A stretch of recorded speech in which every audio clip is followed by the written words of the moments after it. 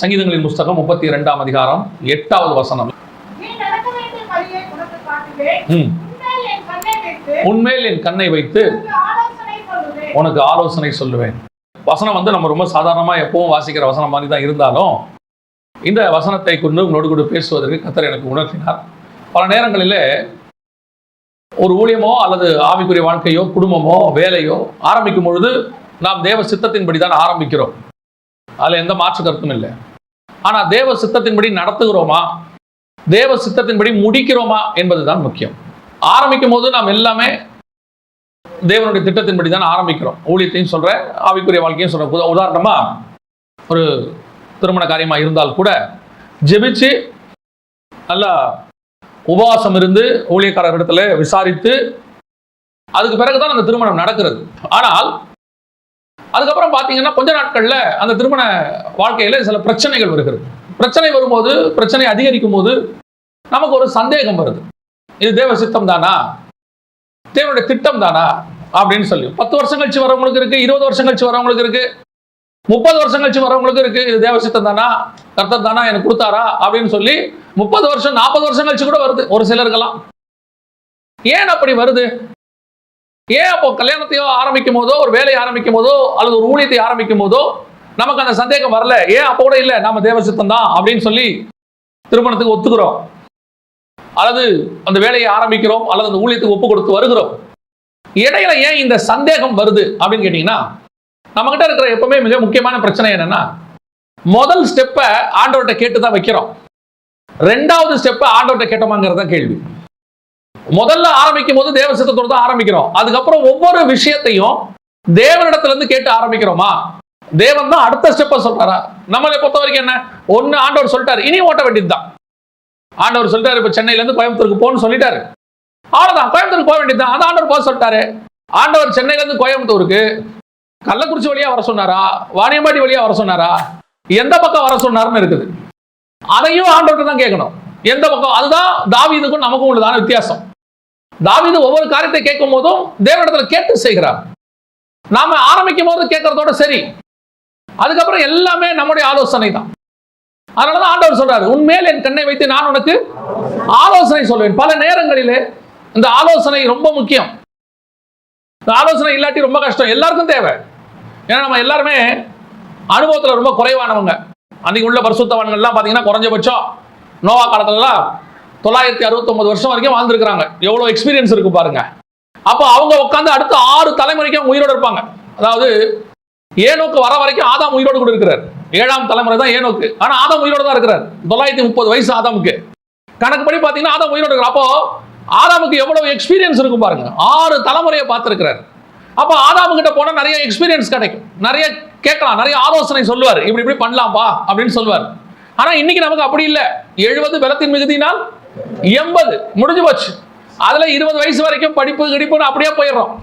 அப்புறம் 20ல இருந்து 40 45 வரைக்கும் தான் நமக்கு இந்த ஆலோசனை சொல்லக்கூடியதான அறிவுங்கிறது நமக்கு ஒரு 45 50 வயசுக்கு மேலதான் வருது. அப்ப நம்ம போய் யாருக்கிட்ட கேட்கறது? அது வரைக்கும் 40 வயசு வரைக்கும், அதுக்கு முன்னாடி உள்ள பெரியவங்க, இப்படி நம்ம நிறைய வச்சிருக்கிறோம். அப்ப அந்த ஆலோசனை கொடுக்கறது எங்க எப்படி மிஸ்டேக் ஆகுது, நடத்துறது எங்க மிஸ்டேக் ஆகுது? எல்லா இடத்திலும் ஆலோசனை தேவைப்படுகிறது. அது ராஜாவா இருந்தாலும் ஆலோசனை தேவை, ஒரு சாதாரண குடும்பத்தில் இருக்கிற ஒரு மனுஷனா இருந்தாலும் ஆலோசனை தேவை. நானே பார்த்துக்கிறேன், எனக்கே தெரியும், எனக்கு தெரியாததா அப்படிங்கிறவங்க பார்த்தீங்கன்னா பல நேரங்களிலே பல இடங்களிலே முட்டி கொண்டு நிற்பார்கள். ஏன்னா இந்த ஒன் மேன் ஷோ அப்படிங்கிறது இயேசு கிறிஸ்துவை தவிர வேற யாருக்குமே பொருந்தாது. இயேசு கிறிஸ்துக்கு மட்டும்தான் ஒன் மேன் ஷோ, அவர் மட்டும்தான் ஒன் மேன் ஷோ. மற்ற யாராலையும் அதை செய்ய முடியாது. எல்லாருக்கும் ஒரு ஆலோசனை தேவை. இப்போ நமக்கு தேவைப்படுற மாதிரி நம்ம அப்பா அம்மாவுக்கு ஒரு காலத்தில் தேவைப்பட்டுச்சு, அவங்களுடைய அப்பா அம்மாவுக்கு ஒரு காலத்தில் தேவைப்பட்டுச்சு. அதுக்கு தான் ஆண்டவர் முன்னோர்களை வச்சிருக்கிறாரு, பெரியவங்களை வச்சிருக்கிறாரு, பல காரியங்கள் இருக்கு. ஆனால் இந்த ஆலோசனைகளை நாம் எங்கிருந்து பெற்றுக்கொள்கிறோம், யார் மூலமா பெற்றுக்கொள்கிறோமோ அதன் அடிப்படையில தான் உங்க வாழ்க்கை அமைது. நீங்க இன்னைக்கு கடைசி காலத்துல இந்த ஸ்பிரிச்சுவலி ஊழியத்துல வளரும் போது யாருக்கிட்ட ஆலோசனை வாங்குறீங்கன்றது ரொம்ப முக்கியம். நீங்க போய் வாங்குற ஆலோசனை, உங்களுக்கு ஆலோசனை கொடுக்கிறவர் எப்படி கொடுக்கிறாரோ அதன் அடிப்படையில் தான் நீங்கள் இருப்பீர்கள். 2 வாலிபர்கள் இருந்தார்கள் எனக்கு தெரிந்தவர்கள். அவர்கள் 2 பேருமே முழு நேர பணிக்கு ஒப்பு கொடுத்தார்கள். அதுல ஒருத்தர் என்ன செய்தார், ஒரு பிரபலமான ஊழியரிடத்துல போய் படித்தார். கொஞ்ச நாளைக்கு படித்த போது அந்த ஊழியர் அவருக்கு என்ன சொல்லி கொடுத்தார் என்றால், எப்படி ஷர்ட் போடணும், எப்படி இன் பண்ணணும், எப்படி டை போடணும், எப்படி பெல்ட் போடணும், எப்படி ஷூ போடணும், ஆவிக்குரிய காரியங்களும் சொல்லி கொடுத்தார், கூட இதையும் சொல்லி கொடுத்துட்டார். இப்போ அவரு என்னன்னு கேட்டீங்கன்னா பர்சனாலிட்டி டெவலப்மெண்ட்ல எப்படி வளரணும்னு தெரிஞ்ச அளவுக்கு ஆவிக்குரிய வாழ்க்கையில எப்படி வளரணும்னு தெரியாம போயிருச்சு. இன்னொரு வாலிபர் அவர் போய் ஒரு போதகர் இடத்துல போய் சேர்ந்து அவர்கிட்ட படிக்க ஆரம்பித்தார். அவர் இவருக்கு இந்த காரியங்கள் எதையும் சொல்லிக் கொடுக்காம முழுவதுமாக ஆவிக்குரிய காரியங்கள் மாத்திரம் சொல்லிக் கொடுத்தார். கடைசியில் பார்த்தீங்கன்னு சொன்னா ஆவிக்குரிய வாழ்க்கையில வளர்ந்தவர் வெளிப்பிரகாரமாய் வளர்வதை விட ஆவியில வளர்ந்துட்டார். வெளிப்பிரகாரமாய் அவர் செய்ய வேண்டியதை ஆவியானவர் சொல்லி கொடுத்துட்டார், ஆலோசனை ஆவியானவர் கொடுத்துட்டார். இப்ப இங்கதான் பிரச்சனை இருக்குது. யார் உங்களுக்கு ஆலோசனை கொடுக்கிறார்களோ அதன் அடிப்படையில் தான் நீங்கள் வளர்வீர்கள். உங்களுக்கு ஒருத்தர் ப்ராஸ்பரிட்டி சொல்லி கொடுக்கிறாரா, நீங்க ப்ராஸ்பரிட்டி செழிப்புல வளர்வீர்கள். உங்களுக்கு ஒருத்தர் சத்தியத்தை சொல்லி கொடுத்தா நீங்கள் சத்தியத்தை வளர்வீர்கள். ஆலோசனை எங்கே கிடைக்கிறது? அதனாலதான் நாங்க எப்பவும் சொல்லுவோம், ஆவிக்குரிய வாழ்க்கைக்கு வந்த பிறகு ஊழியத்தின் பாதைக்கு வருவதற்கு முன்பாக ஒரு ஊழிய காரணத்தில் அடங்கி இருந்து வருவது என்பது மிக முக்கியம். இன்னைக்கு 3 வருஷம் படிச்சு முடிச்சாச்சுன்னா ஊழியக்காரர் ஆயிடலாம்னு நினைக்கிறாங்க. படிச்சு முடிச்சா ஊழியக்காரர் படிக்கிறது நல்லது, நான் வேணாம்னு சொல்லல. நான் சொல்றது பைபிள் காலேஜ், படிக்கிறது வேணாம்னு சொல்லல. படித்தாலும் ஒரு நல்ல சத்தியத்தில் இருக்கிற ஆவிக்குரிய ஊழிய காரணத்தில் அடங்கி இருப்பது மிகுந்த நல்லது. நீங்க 3 வருஷம் படிக்கிறதுக்கும் அந்த ஊழியக்காரன் கையில 3 வருஷம் அடங்கி இருப்பதுக்கு 30 வருஷத்துக்கு சமம். அது அந்த ஊழியக்காரன் போடுகிற விதை, அந்த ஊழியக்காரன் சொல்லி கொடுக்கிற சத்தியம், அவர் மூலமாக நீங்கள் அவருடைய பிராக்டிகல் லைஃப்ல அவர்கிட்ட கத்துக்கிறது, அதெல்லாம் அவருடைய அடுத்த 30 வருஷத்துக்கு பிரயோஜனமாக இருக்கும். இயேசு கிறிஸ்துவிட்ட 3 வருஷம் தங்கி இருந்தார்கள் அப்போஸ்தலர்கள். அந்த 3 வருஷம் அவர்கள் தங்கி இருந்தது சாகர வரைக்கும் அவர்களுக்கு அது பிரயோஜனமாக இருந்துச்சு. அதைத்தான் சொல்றேன், எங்கே இருக்கிறீர்கள், யாரிடத்திலிருந்து ஆலோசனை பெறுகிறீர்கள் என்பதுதான் முக்கியம். வேதாகமத்திலே இந்த ஆலோசனை கொடுக்கக்கூடியதான நிலையிலே 3 முக்கியமான காரியத்தை நாம் இன்னைக்கு பார்க்க போகிறோம். முதலாவதாக நமக்கு ஆலோசனை கொடுக்கிறவர்கள் யார் அப்படின்னு பாத்தீங்கன்னா, வாசிங்க 1 நாளாகமத்தின் புத்தகம் 27ஆம் அதிகாரம் 33வது வசனத்தை வாசி. அகிதோப்பேல் ராஜாவுக்கு ஆலோசனைக்காரனாக இருந்தான். அகிதோப்பேல் ராஜாவுக்கு ஆலோசனைக்காரனாக இருந்தான். எந்த ராஜா தெரியுமா? தாவீது ராஜாவுக்கு. தாவீது யாரு? தேவனிடத்தில் போய் ஆலோசனை கேட்கிறவன். அப்படியாப்பட்ட தாவீதுக்கு ஆலோசனை சொல்வதற்கு ஒருத்தன் இருந்தான். அவன் பேர் என்னது? அகிதோப்பேல். அகிதோப்பேல் ஆலோசனை எப்படிப்பட்டதா இருக்குமா தெரியுமா? வாசிங்க 2 சாமுவேலின் புத்தகம் 16ஆம் அதிகாரம் 23வது வசனத்தை வாசி. அந்நாட்களில் அகிதோப்பேல் சொல்லும் ஆலோசனை தேவனுடைய வாக்கை போல இருந்தது. எப்படி இருக்குது பாருங்க. ஒரு மனுஷன் கொடுக்கிற ஆலோசனை யாருக்கு? தாவீதுக்கு கொடுக்கிற ஆலோசனை எப்படி இருந்தது? தேவனுடைய வாக்கு, தீர்க்க தரிசனமாக இருந்துச்சாம். தேவனுடைய வாக்குனா தீர்க்க தரிசனம். அப்ப பாருங்க, இப்படிப்பட்ட ஒரு ஆலோசனைக்காரன் கூட இருப்பது நல்லது. இப்ப இந்த காலத்துல நீங்க சொன்னோம்னா ஆவிக்குரியவர்கள், நீதிமான்கள், கர்த்தருடைய ஆவியிலே நிறைந்தவர்கள், தீர்க்க தரிசிகள், இப்படிப்பட்டவர்கள் நம்மோடு கூட இருப்பது நல்லது. இந்த ஆலோசனை நமக்கு பல நேரங்களிலே வழி நடத்துகிறது. ஆலோசனை பல நேரத்தில் நமக்கு தேவைப்படுகிறது. என்னதான் நீங்க ஆவிக்குரியவர்களாக இருந்தாலும், தேறினவர்களாக இருந்தாலும், சில நேரத்தில் நமக்கு மூத்த அல்லது நமக்கு கர்த்தர் நியமித்த சில ஆட்களுடைய ஆலோசனை அவசியம். எல்லாம் நான் பார்த்துக்கிறேன், எல்லாம் நான் பண்ணிக்கிறேன், எனக்கு தெரியாததா அப்படின்னு ஒரு ஊழியக்காரன் நினைச்சிட்டானா அவனுடைய ஊழியம் முடிஞ்சிருச்சுன்னு அர்த்தம். ஒரு குடும்பத்துல ஒரு கணவன் அல்லது மனைவி 2 பேருமே சரி, எனக்கு எல்லாம் தெரியும் நினைச்சாங்கன்னா குடும்பம் முடிஞ்சுன்னு அர்த்தம். இங்க யாருக்கும் எல்லாமே தெரியாது. எப்பேற்பட்டவர்களாக இருந்தாலும், எனக்கு பெரிய ஆச்சரியம் என்னன்னு கேட்டீங்கன்னா, ஒரு நடுவில் சமீபத்தில் பார்த்தது, ஒரு மிகப்பெரியதான பணக்காரர். எப்படிப்பட்ட பணக்காரர்னா, உலகத்துல கோடீஸ்வரர்கள்ல ஒரு 10 பேருக்குள்ள இருக்கிறார். அப்படிப்பட்ட ஒரு பணக்காரர். அவர் தான் தெரிகிறார் வெளியே மிகப்பெரிய பணக்காரர். ஆனால் அவருக்கு ஆலோசனை கொடுக்கக்கூடிய ஒரு மனுஷன் இருக்கார். அவர் வச்சிருக்கிறார், அவருக்கு ஆலோசனை கொடுக்கிறது. எது ஒன்னையும் அவர் என்ன செய்யறாரு? கன்சல்ட் பண்றார். அவர் கன்சல்ட் பண்ணி இப்படி இருக்கு, செய்யலாமா? உங்களுக்கு தெரியும் நினைக்கிறேன், 2ஆம் உலக யுத்தத்துல 60 லட்சம் யூதர்களை கொலை செய்ததான ஹிட்லர். இந்த ஹிட்லருக்கு ஆரம்பத்தில் ஹிட்லர் பயங்கரமான வெற்றி, எங்க போனாலும் சக்சஸ். ஹிட்லரை யாராலையும் ஒண்ணுமே பண்ண முடியல. அதற்கு ஒரு காரணம், எல்லாமே அவன் தான் இல்ல, ஒரு காரணம் யாருன்னு கேட்டீங்கன்னா, ஹிட்லர் கூட இருந்ததான மிக முக்கியமான ஆலோசனைக்காரன் யாருன்னு கேட்டீங்கன்னா கோயப்பல்சன் ஒருத்தன். அவ்வளவு பெரிய அறிவாளி, மிகச்சிறந்த அறிவாளி. அப்பேற்பட்டதான ஒரு ஆலோசனை.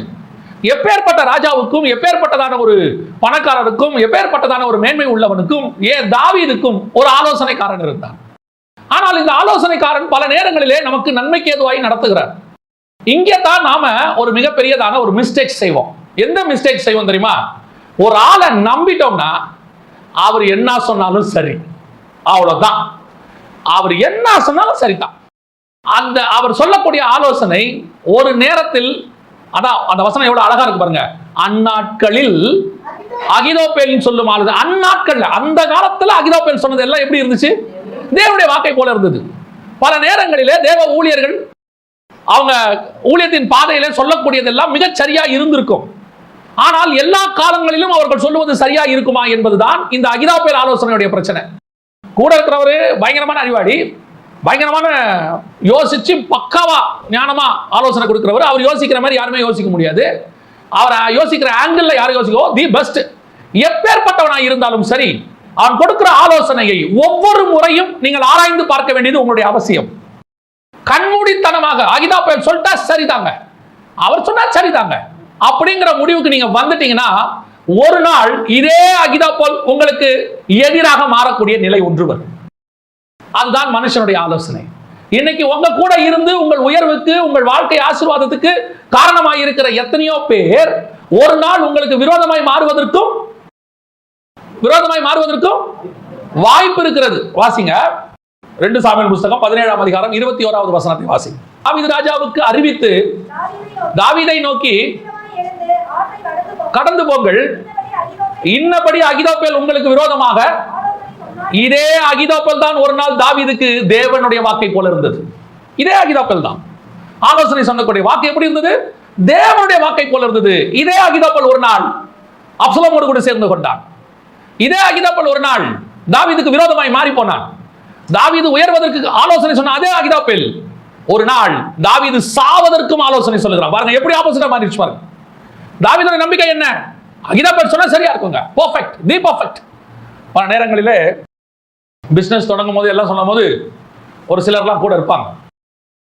அந்த பிசினஸ் வளர வளர வளர அவர்கள் அப்படியே இருப்பார்கள் என்று எதிர்பார்க்க முடியாது. அவர்கள் நமக்கு விரோதமாக எழும்புவதற்கும் வாய்ப்பு இருக்குது. ஏன்னா இந்த உலகத்துல நம்ம உயர்றதை பார்த்து பொறாமப்படாதவங்கன்னு கொஞ்சம் பேர் தான் இருக்காங்க. கொஞ்சம் பேர் தான். அந்த கொஞ்சம் பேரை கண்டுபிடிக்கிறது ரொம்ப கஷ்டம். உங்களை நீங்க உயர்றதை பார்த்து அவங்க கண்ணுலையும் அவங்க மனசுலையும் பொறாம உண்மையிலேயே வரலன்னா, அப்படிப்பட்டவர்கள் உங்க கூட இருக்கிறாங்கன்னா அது கர்த்தர் கொடுத்த கிஃப்ட்னு அர்த்தம். நான் சொல்லுவேன், சொந்த அண்ணன் தம்பியை கூட பொறாமப்படுவாங்க உங்க மேல, சொந்த அக்கா தங்கச்சி கூட பொறாமப்படுவாங்க. அவங்க பேசும் போதே அவங்க வாயிலிருந்து அந்த வார்த்தையை நீங்க கண்டுபிடிச்சிடலாம். தெரியுமா? அப்படியே பேசும்போது பெருமூச்சு விட்டு சொல்லுவாங்க, உனக்கு என்னப்பா நல்லா வந்துட்ட மேல. அது நமக்கு எப்படி இருக்கும் தெரியுமா? நம்ம அக்கா தங்கச்சிங்க, நம்ம அண்ணன் தம்பிங்க. அதுக்கப்புறம் அவங்க முகம் நாடி வேறுபட்டுரும், பேசுறது வேறுபடும், நம்ம எதை சொன்னாலும் குற்றம் கண்டுபிடிப்பாங்க. அப்படி ஒரு குரூப் ஒன்று உருவாயிடும். இப்படி ஆவறவங்க ஒரு நாள் நமக்கு விரோதமாக எழும்புவதற்கும் வாய்ப்பு இருக்கிறது. அகிதோப்பேல் ஒரு நாள் தாவீதுக்கு அவ்வளோ ஆலோசனைக்காரனா இருந்தா, தாவீது வயது சென்றவனை மாறிட்டான். இப்போ அடுத்த ஜெனரேஷன் வருது, அப்சலோம் எழும்புறாரு. ஆட்டோமேட்டிக்கா அகிதோப்பேல் யார்கிட்ட போயிட்டான்? அப்சலோம் கிட்ட போயிட்டான். ஏன்? தாவீது கிட்ட இருக்கிற கூட்டம் குறையுது. தாவீது கிட்ட இருக்கிற கூட்டம் எல்லாம் அப்படியே கொஞ்சம் கொஞ்சமா குறைஞ்சு யார்கிட்ட வருது? அப்சலோம் கிட்ட வருது. அப்சலோம் ரதங்களை சவதரிக்கிறான், குதிரைகளை சவதரிக்கிறான், பயங்கர பிளான் பண்ணி ஆளுங்களை சேர்த்துக்கிறான். அடுத்து அப்சலோம் தான். யார் பிளான் பண்றது? அகிதோப்பேல் பிளான் பண்றாரு, கணக்கு பண்றாரு. ஓ பரவாயில்ல, தாவீதோடைய காலம் முடிஞ்சிச்சு, இனி அப்சலோம் தான், இனி தாவீது கூட இருந்து பிரயோஜனம் இல்ல. ஒரு நாள் இதே தாவீது உயர்வுக்கு காரணமா இருந்தா, நான் இப்ப யார் கூட போய் சேர்ந்து கொள்ள போறேன்? அப்சலோம் கூட சேர்ந்து கொள்ள போறேன். அப்படிப்பட்டவர்கள் இன்னைக்கு நிறைய எக்கச்சக்கம் அவங்க தான் இருப்பாங்க. பல நேரத்துல நம்ம கூடவே இருந்துகிட்டே இருப்பாங்க. நல்ல உயர்வு வர வரைக்கும் வருவாங்க. நம்ம கொஞ்சம் உயர்வு வந்த உடனே அவங்க பொறாமப்பட்டு, என்ன நான் இருந்ததுனாலதான் நீ இந்த அளவுக்கு வந்த, நான் இல்லாட்டி நீ வந்துருவியா? நான் எப்பவும் எனக்கு பைபிள் ஆண்டவர் ஒரு காரியத்தை சொல்லி கொடுத்தார். ஒரு பக்கம் யோவாபு, ஒரு பக்கம் அகிதோப்பேல், ஒரு பக்கம் அந்த ஜெயின்ஸ், இவனுக்கு பாதுகாக்கிறதுக்கு ஜெயின்ஸ் யாருக்கு? தாவீதுக்கு. இது எல்லாம் எதுக்கு தெரியுமா? இவங்க எல்லாம் எதுக்கு தெரியுமா? இவங்க எல்லாருமே தாவீதை ராஜாவாக்கிறதுக்காகத்தான் கர்த்தர் அவர்களை வச்சிருக்கிறார். அவங்க வேலையை இவனை ராஜாவாக்குறதா. இவங்க நினைச்ச கூடாது என்னாலதான் இவன் ராஜாவா இருக்கிறான்னு. அவன் ராஜாவாகிறதுக்காகத்தான் கர்த்தர் அவர்களே உருவாக்கி இருக்கிறார். அவங்களுக்கு அந்த கிஃப்ட் எதுக்குன்னு கேட்டீங்கன்னா, இவனை ராஜாவாக்குறதுக்கு. இவங்க நினைச்ச கூடாது என்னாலதான் இவன் ராஜாவானான்னு. இவங்க நினைக்கணும், எனக்கு கொடுத்த அபிஷேகம் கர்த்தர் இவனை ராஜாவாக்குறதுக்காக, இவனுக்கு உதவி செய்வதற்காக வச்சிருக்கிறார். நல்லா தெரிஞ்சுக்கொள்ளுங்க, 2 வகையான அபிஷேகம் இருக்கு, அழைப்பு இருக்கு. ஒரு அழைப்பு தாவீது ராஜாவாவது, இன்னொரு அழைப்பு தாவீதை ராஜாவாக்குவது. அது யோவாபுடைய வேலை. யோவாபு ஒரு நாளும் ராஜாவாக முடியவே முடியாது. புரியுதா நான் சொல்றது? யோவாபுடைய வேலை என்ன? எப்பவுமே தாவீதை ராஜாவாக்குறது. நான் ராஜாவாக்க கூடாதா? இல்லப்பா, உன்னை ஆண்டவர் உருவாக்குனதே அதுதான். என்னதுக்காக? தாவீதை ராஜாவாக்குவதற்கு. யோவான் ஸ்நானனுடைய வேலை இயேசுவுக்கு வழியை ஆயத்தம் பண்ணுவது. ஏன் நான் இயேசுவா மாற முடியாதா? முடியாது, முடியாது. உன்னை முன்னாடி 6 மாசம் பிறக்க வச்சதுக்கு காரணமே நீ வழி ஆயத்தம் பண்றதுக்கு தான். நீ நினைச்சுக்க கூடாது நான் வழி ஆயத்தம் பண்ணதுனாலதான் இயேசுநாதருக்கு இவ்வளவு பேர் வந்திருக்காங்க. இப்ப அவர்கிட்ட இருக்கிற சீசன் இருக்கானே, அவன் கூட நம்ம பையன் தான். இப்ப சொன்னா நம்ம அப்படிதான் சொல்லுவோம். இயேசுகிட்ட அந்திரேயன் ஒரு பையன் இருக்கான் பாருங்க, நமக்கு இருந்த பையன் தான், நான் தான் அனுப்பிச்சு வச்சிருக்கிறேன். இயேசு நம்ம பார்த்து ஊழியத்துக்கு வந்தவர் அப்படின்னு யோவான் ஸ்நானன் நினைச்சாருன்னா ஜெயில போட்டு கழுத்தை வெட்டிடுவாங்க. கதை முடிஞ்சு. தாவீதை மேற்கொள்ள வேண்டும் என்று யோவாபு நினைத்தால் நீ போய் பலிபீட கொம்பை தான் புடிச்சுக்கணும், உன்னை வெட்டுவாங்க. உன் அழைப்பு அவனுக்கு உதவி செய்வதற்கு. ராஜாவாகிற அழைப்பு ஒன்று இருக்கிறது, உதவிக்காரன் அழைப்பு என்று ஒன்று இருக்கிறது. உதவிக்காரன் அழைப்பு கீழானது அல்ல, அதுதான் இவனை ராஜாவாகவே மாத்தோம். ஆனா அதுக்காக தான் கர்த்தர் ஒன்று உண்டாக்கி இருக்கிறார். இதுவும் கர்த்தர் கொடுத்த ஊழியம் தான், இதுவும் ஆண்டவர் ஆசீர்வதிச்சிருக்கிறது தான். ஆனா இன்னைக்கு நிறைய பேர் என்ன நினைக்கிறாங்க தெரியுமா? அந்த உயர்வு வரும்போது, கர்த்தர் உயர்த்தி வரும்போது நம்ம ஆலோசனையில தாங்க அவர் மேல வந்தாரு, நம்மளால தான் அவர் ராஜாவாகி இருக்கிறாரு. நம்ம மட்டும் இல்லாட்டி என்ன ஆவாரு? காணாம போயிருவாரு. ஆண்டவர் சொல்வாரு, நீ போ, நீ அகிதாப்பேல் ஆலோசனை தானே, நீ போ, நீ போய் அப்சலோமுக்கு ஆலோசனை சொல்லி பாரு. உன் ஆலோசனை அப்சலோமு கிட்ட எடுபடாது. ஏன் தெரியுமா? உன் ஆலோசனைக்கே பெருமை எப்ப தெரியுமா? நீ தாவீதோடு கூட இருக்கும்போது தான். உன் கிஃப்ட்டுக்கே பெருமை எப்ப தெரியுமா? நீ கர்த்தர் சொல்ற இடத்துல இருக்கும்போது தான். அதே கிஃப்ட் நீ கொண்டு போய் இன்னொருத்தன்ட்ட யூஸ் பண்ணி பாரு, ஒரே ஆலோசனை அங்கே அவமாக்கப்படும். அந்த இடத்துல அவன் சொல்றான், இல்ல ஊசாயோட பரவாயில்ல, நல்லா இருக்குது, இவன் வேணாங்க, அவன் வச்சுக்கலாம், ஆசாரியனுடைய ஊசாயோட ஆசாரம் நல்லா இருக்குது. அகிதாப்பேலுக்கு வெட்கம் வந்துருச்சாமா. காரணம் என்ன? தாவீது கிட்ட இருக்கும் போது உனக்கு அவ்வளவு மகிமை, அதே தாவீதை விட்டு போகும் பொழுது உன்னுடைய ஊழியம் முடிவுக்கு வந்துருச்சு. ஏங்க, அப்ப நான் தாவீது ஆகக்கூடாதா? நீ ஆகலாம்ப்பா, ஆனா உன் அழைப்பு என்னன்னு பாத்துக்கோ. கர்த்தர் உன்னை எதுக்கு கூப்பிட்டாருன்னு பாரு. ஒரு சிலரை கர்த்தர் தாவீதாக அழைத்திருக்கிறார், ஒரு சிலரை கர்த்தர் யோவாபாக அழைத்திருக்கிறார், ஒரு சிலரை கர்த்தர் மோசேவாக அழைத்திருக்கிறார், ஒரு சிலரை கர்த்தர் யோசுவாவாக அழைத்திருக்கிறார். யோசுவா மோசே ஆக முடியாது, மோசே யோசுவா ஆக முடியாது. இதுதான் உண்மை. தாவீதுக்கு அப்புறம் யார் வரணும்னு கர்த்தர் நிர்ணயம் பண்ணாரு. அந்த நிர்ணயத்தை யோவாபு செய்ய முடியாது. இன்னைக்கு என்ன நடக்குது? அகிதாப்பேல் ஆலோசனையை நம்பி நம்பி நம்பி ஒரு கூட்டம், கடைசியில இந்த அகிதாப்பேல் உங்களை ஏமாத்துவான், உங்க எதிரி கூட போய் சேர்ந்துப்பான், உங்க கூடவே இருக்கிறவன் ஒரு நாள் உங்க எதிரி கூட போய் நிற்பான். ஏன் இன்னும் சொல்ல போனா உங்க உயர்வுக்கு அவன் காரணமா தான் இருப்பான், ஆனா அவனே ஒரு நாள் உன் தாழ்வுக்கு காரணமாக மாறுவான். ஆனா உனக்கு கர்த்தர் ஒரு வாக்கு கொடுக்கிறாரு, அகிதாப்பேல் ஆலோசனையை அனுப்பினதும் நான் தான், உன்னை விட்டு அவனை அனுப்பினதும் நான் தான். ஏன்னா அகிதாப்பேல் ஆலோசனை சாவர வரைக்கும் உன் கூட வராது. அந்த ஆலோசனை ஒரு காலகட்டத்துக்காக கொடுக்கப்பட்டது. நம்ம ஒரு காரியத்தை நல்லா புரிஞ்சுக்கணுங்க. ஆவிக்குரிய வாழ்க்கையில, இதெல்லாம் ஆவிக்குரிய வாழ்க்கையில் இருக்கக்கூடியதான சில விஷயம். சிலரை சில காலத்தில் கர்த்தர் கிட்ட கூட்டிட்டு வருவார், அவர்கள் உங்கள் உயர்வுக்கு காரணமாக இருப்பார்கள். அதற்கு பிறகு உங்களை விட்டு கர்த்தர் அவங்களை ரிமூவ் பண்ணுவார். நீங்க அந்த ரிமூவ் பண்றதுக்கு கண்டிப்பாக விட்டு கொடுக்கணும். அதுக்கப்புறம் அகிதாப்பேல் உங்க கூட இருந்தா உங்களை க்ளோஸ் பண்ணிடுவான். அவனை கர்த்தர் அப்சலோம் கூட அனுப்பிடுவார். ஏன்? அப்சலோம் சாகும்போது அகிதாப்பேலும் சாவான், எல்லாரும் செத்து போயிடுவாங்க. கர்த்தர் உனக்கு கொடுக்கிற ஆலோசனை ஒன்று என்னவென்று சொன்னால், உனக்கு சில மனுஷர்களை நான் தருவேன், அவர்கள் வருவார்கள், உனக்கு உதவி செய்வார்கள், ஆலோசனை கொடுப்பார்கள், உனக்கு உயர்வுக்கு காரணமாக இருப்பார்கள். ஒரு நாள் அவர்களே உனக்கு விரோதமாகி எழும்புவார்கள். ஒரு நாளும் கலங்காதீங்க, ஐயோ இவர் இப்படி பண்ணிட்டாரே, நான் என்ன பண்ணுவேன், நான் என்ன செய்வேன், இவர் போயிட்டாரே. இந்த ஊழியத்தை ஆரம்பிக்கும் போது நான் 2 சாட்சிகளை இதுக்கு நான் சொல்ல முடியும். இந்த ஊழியத்தை நான் ஆரம்பிக்கும் போது நான் ஊழியக்காரனுடைய பேக்ரவுண்ட்ல இருந்து வந்தவன் கிடையாது. என்னுடைய முன்னோர்கள் யாரும் எங்க அப்பாவோ அல்லது தாத்தாவோ யாருமே ஊழியக்காரன் கிடையாது. எனக்கு ஊழியம்னா என்னன்னே தெரியாது. நான் எங்க ஊழியக்காரர்கிட்ட படிச்சது மட்டும்தான் ஊழியம், எனக்கு வேற எதுவும் தெரியாது.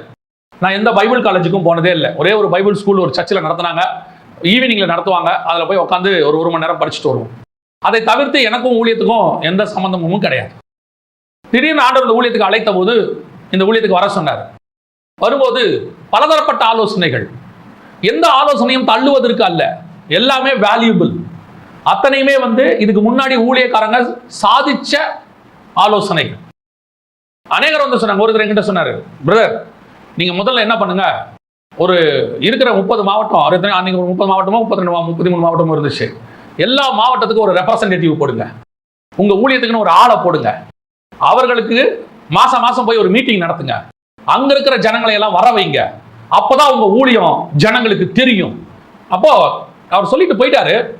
ஆண்டவர் சொன்னாரு, அவன் சொல்றபடி ஒன்றும் செய்யாத, உன் ஊழியத்தை எப்படி மேலே கொண்டு போகணும்னு எனக்கு தெரியும், நீ இந்த ரெப்ரசன்டேட்டிவை போட்டு மாதம் மாதம் மீட்டிங் நடத்தி அங்கே இருக்கிறவங்களுக்கு வருஷத்துக்கு ஒரு தடவை கேலண்டர் அனுப்பி அப்புறம் மாதம் மாதம் வாக்குத்தத்தை அனுப்பி பத்திரிகை அனுப்பி எனக்கு இவ்வளவு தேவைப்படுது மறைமுகமாகவோ நேரடியாகவோ சொல்ல வேண்டிய அவசியம் உனக்கு இல்லை.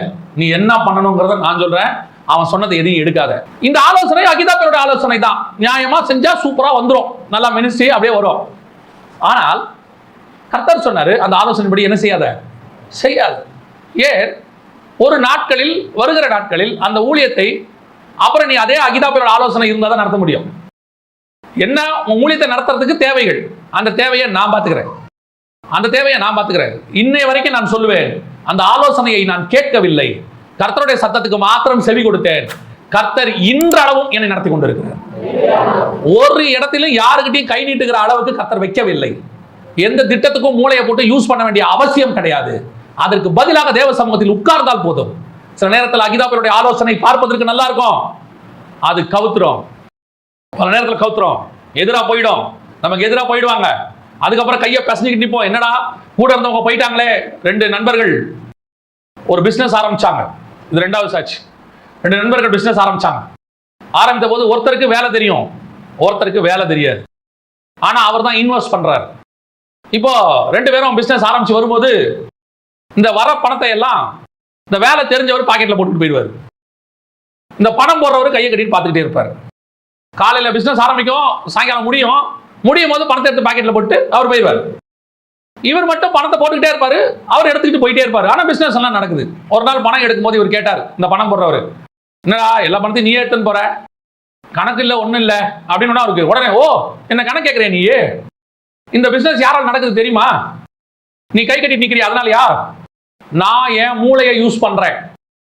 இப்போ இவர் சொன்னாரு, அதுக்காக நீ மொத்தத்தை எடுத்துன்னு போன எப்படி, நம்ம வேணா டேர்ம்ஸ் பேசிக்கலாம் அப்படின்னு. ஒன்றும் பேச வேண்டிய அவசியம் இல்லை, இனிமேட்டு நான் இந்த கடைக்குள்ள வரமாட்டேன், நீயே கடையை பார்த்துக்கோ அப்படின்ட்டு விட்டுட்டு போயிட்டார் அவர். இந்த மனுஷன் என்ன செய்யறது தெரியல, வேலை தெரியாது, என்ன செய்யறதுன்னு தெரியல.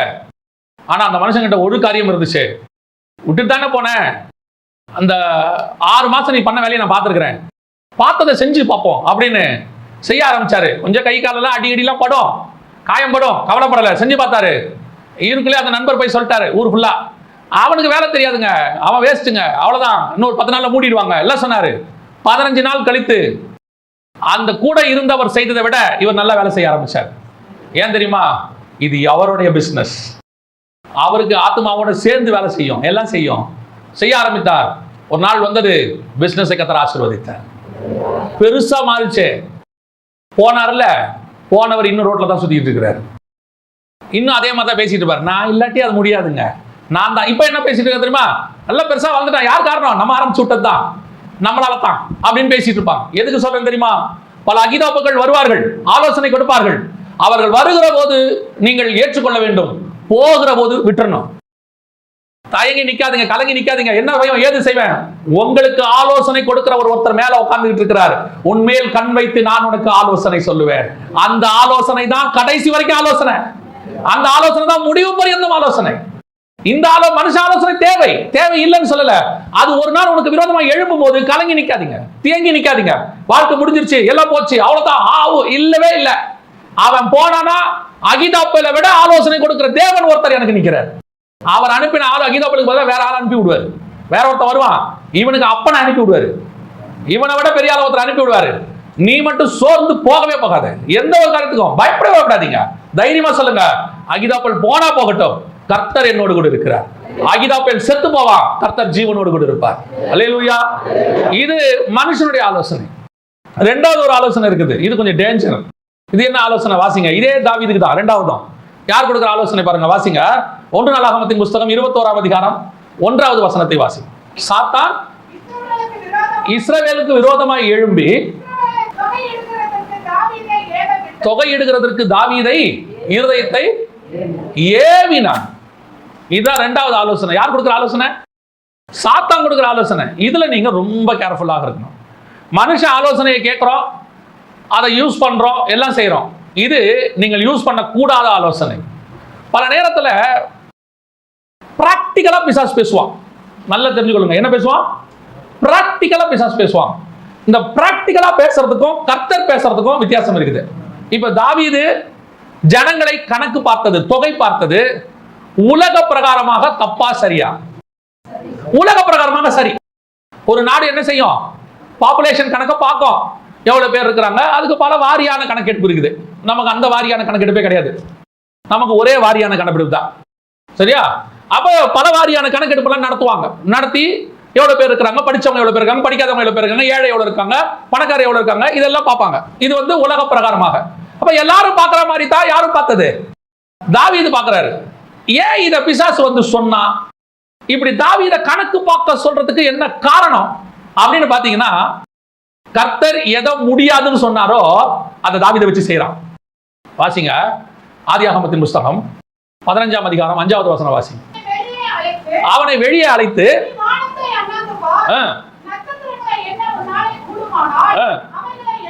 என்ன என்று சொல்லி, அப்ப இஸ்ரவேல் சந்ததி எப்படி இருக்கும்? எண்ண முடியாத நட்சத்திரத்தை போல இருக்கும். உன்னால என்ன முடியுமா அப்படின்னு கர்த்தர் கேட்கிறார் ஆபிரகாமை பார்த்து. உன்னால் என்ன கூடுமானால் அதை என்ன. இன்னும் கூட வாசிங்க 22ஆம் அதிகாரம் 17ஆம் வசனம் வாசிங்க. நான் உன்னை ஆசீர்வதிக்கவே ஆசீர்வதித்து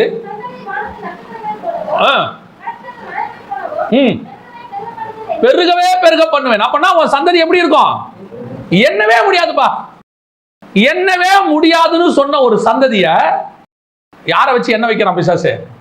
தாவீதை வச்சு என்ன வைக்கிறான்? எங்க லாக் வைக்கிறான் பாருங்க. கர்த்தர் உனக்கு ஸ்பிரிச்சுவலி ஒன்னு சொல்லி இருப்பாரு, அத வேர்ல்ட்லி கொண்டு கனெக்ட் பண்ணுவான் பிசாசு.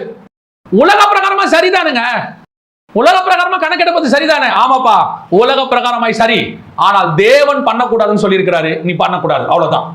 No more question. அதுக்கு என்ன வேணா காரணம் சொல்லிட்டோம். உலகம் உன்ன பைத்தியம் கூட சொல்லிட்டோம். இதே பைத்தியக்கார ராஜாங்க எவ்வளவு பேர் இருக்கிறாங்கன்னு கூட தெரியாதான். 12 கோத்திரம் சொல்றான். 12 கோத்திரம் எவ்வளவு பேர் 12 கோத்திரத்துல இருக்கிறாங்க ஏதாவது தெரியுமா? எனக்கு அது தெரியாதுங்க. ஏன் ராஜா நீங்க என்னலையா? இல்ல எங்க கர்த்தர் என்ன முடியாது. அவரு ஆபிரகாமுக்கு சொன்னாரு, சொல்லி 1000 வருஷம் ஆயிடுச்சு ராஜா, நீங்க என்னங்க? பிசாசு ஏவா யாரையாவது விட்டு ஆலோசனை கொடுப்பான். சில காரியத்தை கர்த்தர் உங்ககிட்ட செய்ய வேணாம்னு சொல்லியிருப்பாரு, நீங்க செய்யக்கூடாது, அவ்வளவுதான். எல்லாரும் செய்யற, அவன் செய்வான், நீ செய்யக்கூடாது, அவ்வளவுதான், வேலை முடிஞ்சு. ஏன்னா எல்லாரும் செய்யறது கரெக்ட், அவங்க செய்யறது கரெக்ட்பா, அது அவங்க இஷ்டம். உன்னை கர்த்தர் செய்யக்கூடாதுன்னு சொன்னாரா? செய்யக்கூடாது. பழம் சாப்பிடக்கூடாதுன்னு சொன்னாரா? ஆமா, சாப்பிடக்கூடாது. ஏன் சாப்பிடக்கூடாது சொன்னாரு? அதை சாப்பிட்டோம்னா நம்ம செத்துருவோமா? இல்ல நீ சாகவே மாட்டேன் பிசாசு சொல்லுவான். அதெல்லாம் நீ சாக மாட்டேன், தைரியமா சாப்பிடு. நான் சாவரனோ இல்லையோ அது எனக்கு முக்கியம் இல்லை.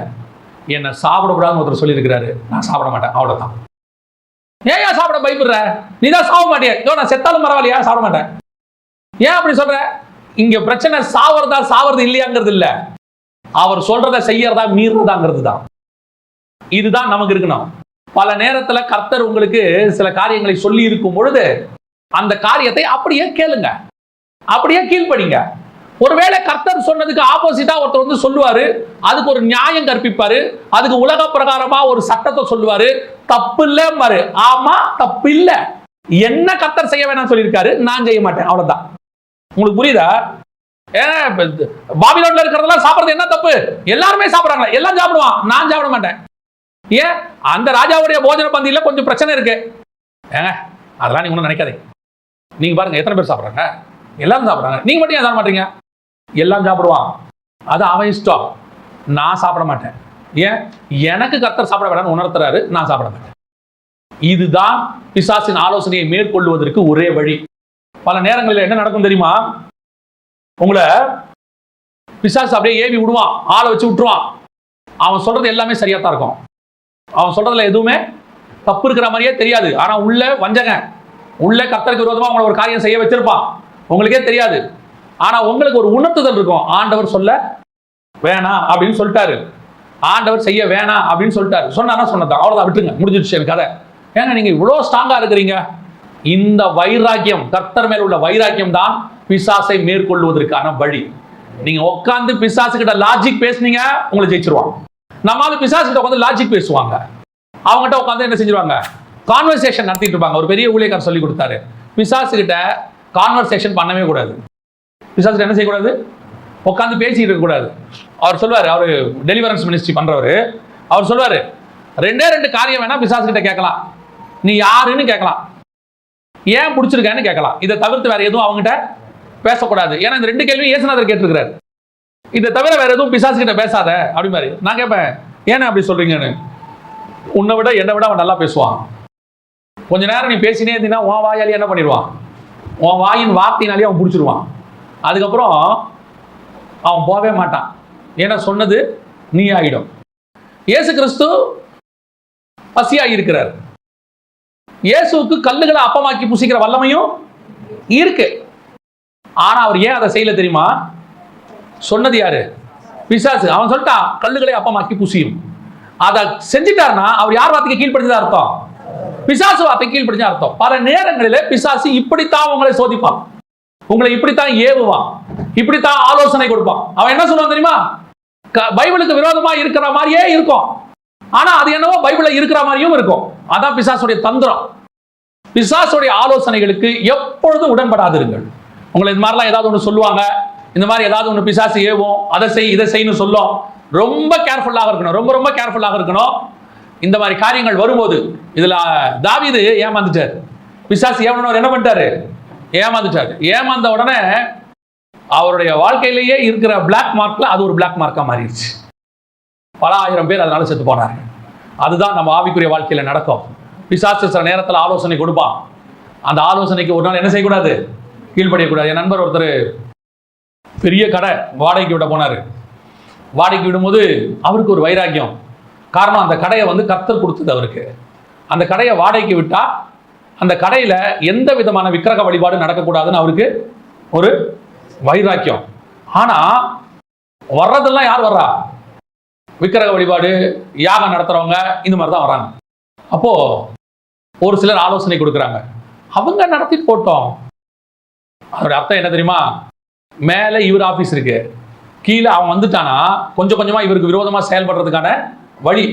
ஆனா கர்த்தர் அவருக்கு வைராக்கியத்தை கொடுத்தார். அவர் சொன்னாரு, என்னுடைய இடம் காலியா இருந்தாலும் பரவாயில்ல, என்னுடைய இடம் ஆட்கள் வராம பூட்டி கிடந்தாலும் பரவாயில்லை, ஒரு நாளும் விக்கிரகத்துக்கு நான் உள்ள இடம் கொடுக்க மாட்டேன். அல்லேலூயா. இப்படிதான் பிசாசு ஆலோசனை கொடுப்பான். நீங்க செய்ய வேணாங்க, அவங்க செஞ்சுட்டு போவாங்க. நீங்க சும்மா கண்ணை மூடிட்டு ஓரமா நின்றுட்டீங்கன்னா போதும், அவங்க செஞ்சுட்டு போயிடுவாங்க. சொல்லணும் முடியாது, இது என்னுடையது. அப்படிலாம் பார்த்தீங்கன்னா ஆளே கிடைக்காது. பரவாயில்ல, கிடைக்கட்டியும் பரவாயில்ல, அது சும்மா இருந்தாலும் பரவாயில்ல. ஆனால் அதுக்கு ஏற்ற ஆட்களை கர்த்தர் கொண்டு வருவார். அதுக்கேற்ற மாதிரி கர்த்தர் செய்வார். பல நேரங்களில் பிசாசு ஏவுகிற ஏவனுக்கு என்ன செய்யக்கூடாது?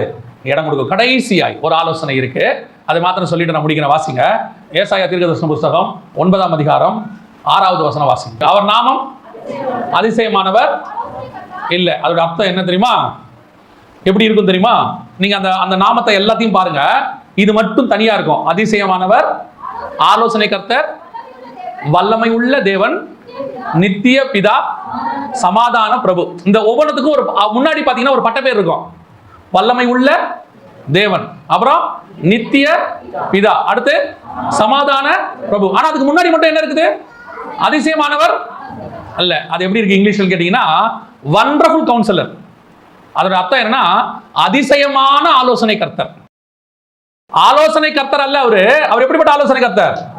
அதிசயமான ஆலோசனை கர்த்தர். இப்ப சொல்லி பாருங்க, அதிசயமான ஆலோசனை கர்த்தர், வல்லமை உள்ள தேவன், நித்திய பிதா, சமாதான பிரபு. பின்னாடி உள்ளதெல்லாம் தேவனுக்கு பேரு. பிரபு, பிதா, தேவன் இப்படி இருக்கும். அதனாலதான் அதுக்கு உள்ளது ஆலோசனை கர்த்தர். எப்படிப்பட்ட ஆலோசனை கர்த்தர்? அதிசயமான ஆலோசனை கர்த்தர், வண்டர்ஃபுல் கவுன்சிலர். இப்ப நமக்கு அகிலாபேல் ஆலோசனை உண்டு, சில மனுஷங்கள் ஆலோசனை உண்டு. எதிரோ ஆலோசனை கொடுக்கிறார். யாருக்கு? மோசேக்கு எதிரோ ஆலோசனை கொடுக்கிறாரு. இப்படி மனுஷனுடைய ஆலோசனைகள் நிறைய இருக்குது. ஆனால் கர்த்தருடைய ஆலோசனை இந்த மனுஷ ஆலோசனை எல்லாத்தை விட அதிசயமானது. அதனாலதான் அவருக்கு பேர் என்னது? அதிசயமான ஆலோசனை கர்த்தர். இந்த அதிசயமான ஆலோசனை என்ன தெரியுமா? மனுஷன் கொடுக்கிற ஆலோசனை மாதிரி இருக்காது, பிசாசு கொடுக்கிற ஆலோசனை மாதிரியும் இருக்காது. இது வண்டர்ஃபுல்லா இருக்கும், அதிசயமா இருக்கும். ராஜா தாவீது போய் கேட்பான், இந்த ராஜா மேல படையெடுத்து போலாமா? எப்படி போட்டோம்? எல்லா ராஜாவும் எப்படி போவான் தெரியுமா? நேரா போவான், கோட்டையை முற்றுகையிடுவான், அப்புறம் அதை சுத்தி கொத்தளமிடுவாங்க, கடைசியா போருக்கு போவாங்க. ஆண்டவர் சொல்வாரு, அப்படிலாம் வேணாம், நீ என்ன செய்ய, பின்பக்கமா மொசக்கொட்டை பூச்சி சவுண்டு கேட்கும், செடி வழியா ஏறிப்போ. இது எப்படி இருக்கு பாருங்க. எந்த ராஜா ஒத்துப்பாரு? தாவீது நல்லா சண்டை போடுவான். தாவீது சண்டை போட்டானா அப்படி சண்டை போடுவான். அவங்ககிட்ட எடுத்து நிற்க ஆளே இல்லை. தாவீதுக்கு எக்ஸ்பீரியன்ஸ் இருக்கு. அவங்ககிட்ட யோவாப் இருக்கான், கூட அநேக ஜெயின்ஸ் இருக்காங்க, அதாவது பலவான்கள் இருக்கிறாங்க. இவங்கெல்லாம் தோத்ததே கிடையாது. ஆனா கர்த்தர் கொடுக்குற ஆலோசனை என்னன்னா, முன்னாடி போவாத, பின்பக்கமா போ. ஏன் ஆண்டவரை? பின்னாடி போடா. என்னங்க இது அதிசயமா இருக்குது? எல்லாரும் முன்னாடி தானே போவாங்க. அதான் அதிசயமான ஆலோசனை கருத்து. அவர் நம்ம கொடுக்குற ஆலோசனை எல்லாமே வேற மாதிரி தான் இருக்கும், வித்தியாசமா இருக்கும். ரொம்ப எரிகோ கோட்டைக்கு வந்துருவாங்க, சுத்தி பார்க்க போனாங்க 2 பேரு. போயிட்டு வந்து சொன்னா பிடிச்சிடலாம், எல்லாம் ஈஸியா தான் இருக்கு, நம்மளை கண்டு பயத்துல இருக்கிறாங்க, இப்ப என்ன பண்ணலாம், போர் பண்ணிடலாமா? வேணா சுத்தி வாங்க, போய் ஒரு நாளைக்கு ஒரு தடவை சுத்துங்க, 7வது நாள் 7 தடவை சுத்துங்க, அப்புறம் நீங்க சும்மா இருங்க, நான் பாத்துக்கிறேன். இதுல அவ்வளவுதான். இதான் ஆலோசனை, கர்த்தர் கொடுக்குற ஆலோசனை. இதுவே வேவுக்கார ஆலோசனை கொடுத்தா என்ன பண்ணுவான்?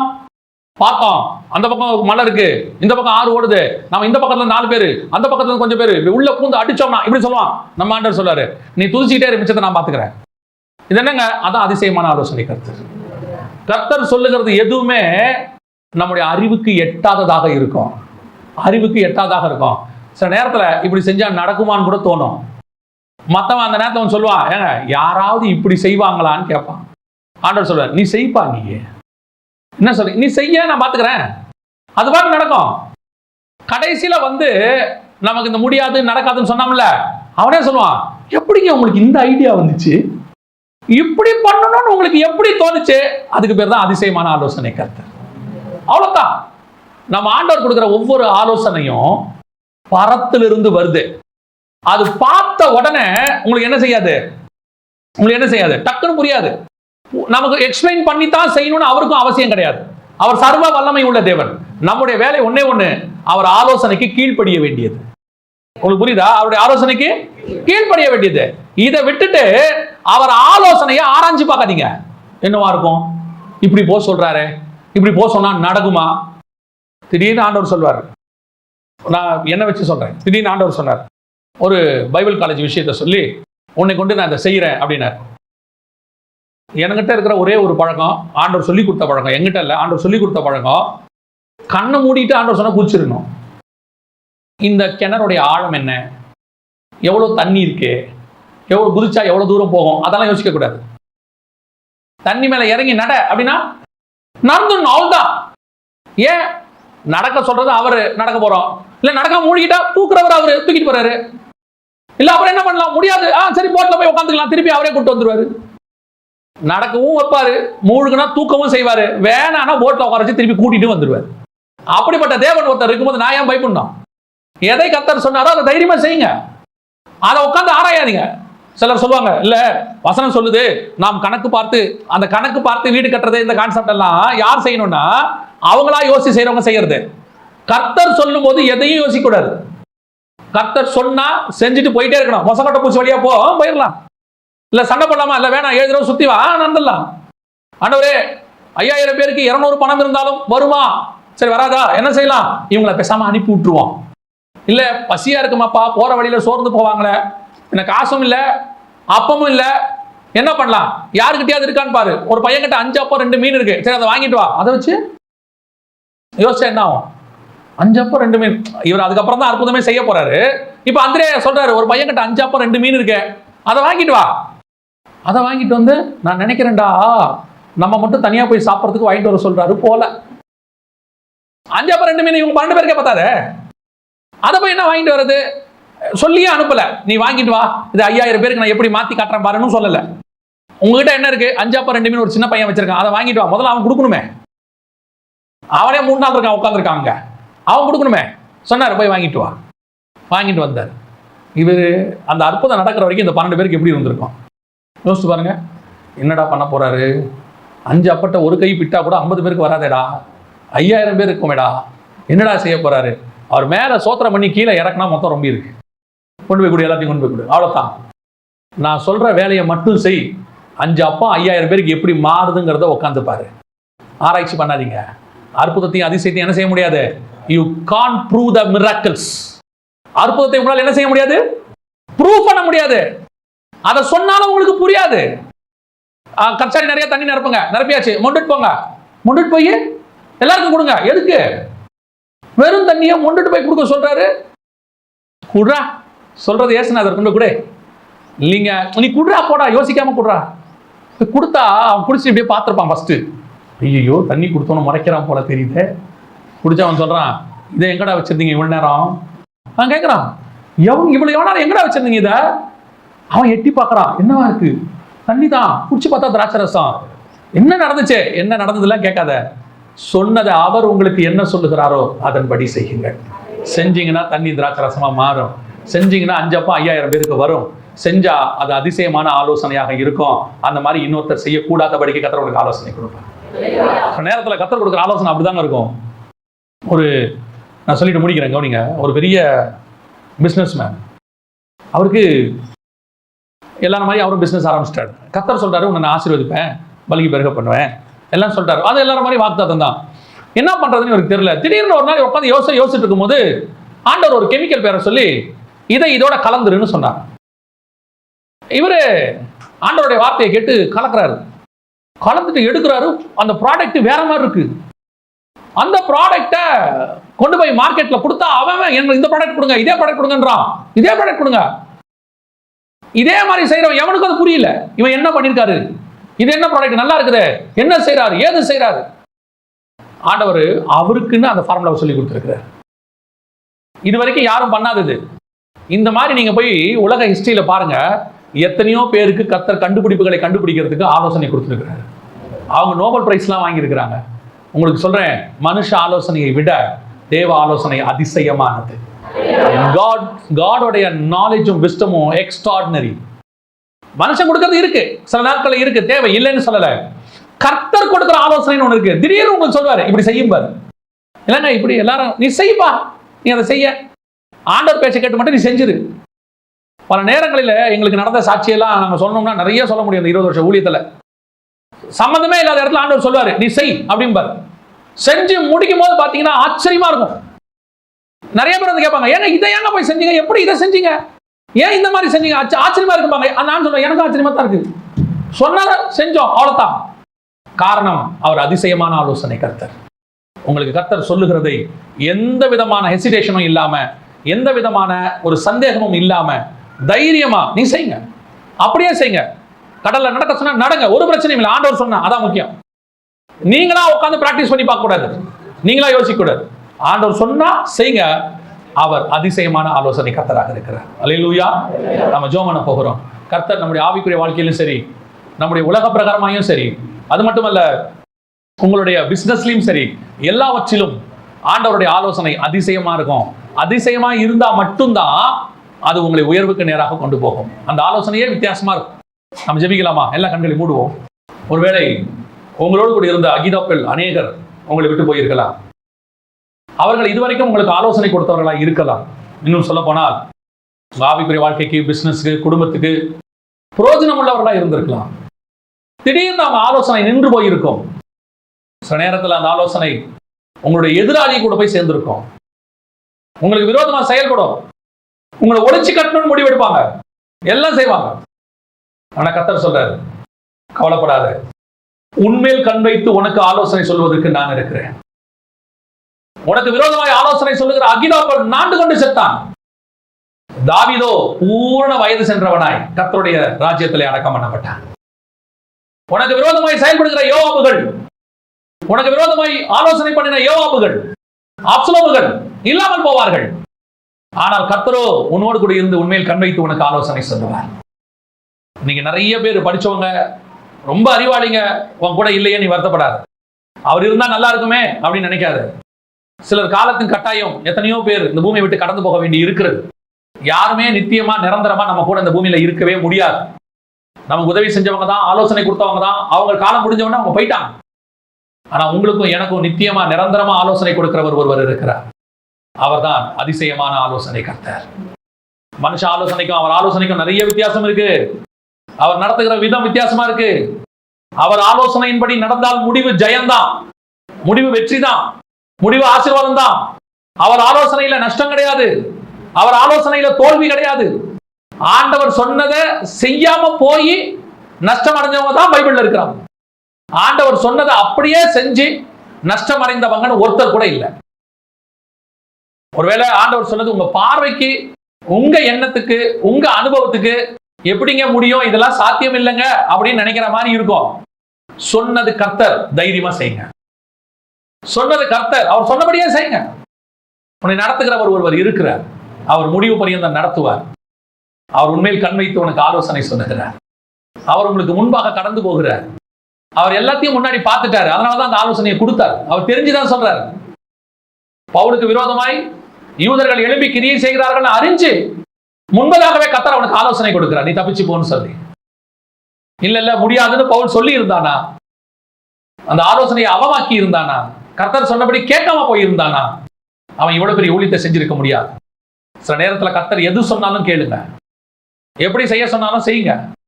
அவருடைய ஆலோசனைக்கு பின்னால் நிச்சயமாய் ஆசீர்வாதம் தான் உண்டு. அது ஒரு நாளும் உங்களை தீங்குக்குள்ளே நடத்தாது. நம் கண்கள் காணும்படி அது இல்லாமல் போகலாம், நம் அறிவுக்கு அது எட்டாததாக இருக்கலாம், ஒருவேளை இதுக்கு முன்னாடி அப்படி நடக்காம கூட இருக்கலாம். ஏன்? கர்த்தர் உங்கள் மூலமா புதுசா ஒரு காரியத்தை செய்யப்பட வல்லமை உள்ளவராக இருக்கிறார். எல்லாரும் சொல்லுவாங்க, இது வரைக்கும் அப்படி நடந்ததே இல்லையே அப்படிம்பாங்க.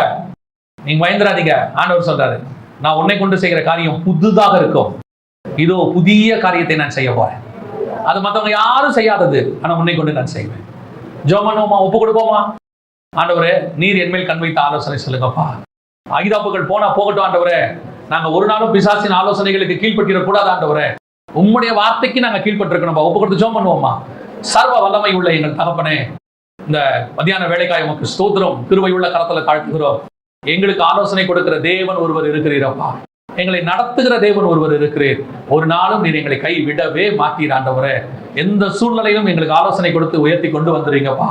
நாங்க மட்டும் எப்பவும் உங்களுக்கு கீழ்ப்படுகிறவர்களாய் காணப்பட கிருபை பாராட்டுங்க ஆண்டவரே. எங்களுடைய ஞானம், எங்க அறிவு எதுவுமே எங்களுக்கு உதவாம போயிருச்சு ஆண்டவரே. நீங்க தான் எங்களுக்கு ஆலோசனை சொல்லுகிறவர். அதிசயமான ஆலோசனை கர்த்தர் நீங்க தான்ப்பா. நீங்க நடத்தி கொண்டு வாங்க, முடிவு பரியந்தம் எங்களை நடத்துங்க, ஆசீர்வதியும். அகிதோப்பியருடைய ஆலோசனைகளால் பாதிக்கப்பட்ட ஜனங்களை ஒப்பு கொடுக்கிறோம், கூட இருந்தவர்களால் பாதிக்கப்பட்டவர்களால் ஒப்பு கொடுக்கிறோம். கர்த்தர் அவர்களை ஆசீர்வதிப்பீரா, அவர்களுக்கு ஆலோசனை தருவீரா, மீண்டும் எழும்ப கர்த்தர் கிருபை பாராட்டும்படி நாங்கள் ஜெபிக்கிறோம். மகிமையுள்ள கரத்துல தாழ்த்துகிறோம் எங்கள் ஆண்டவர் இயேசுவின் நாமத்தில் பிதாவே.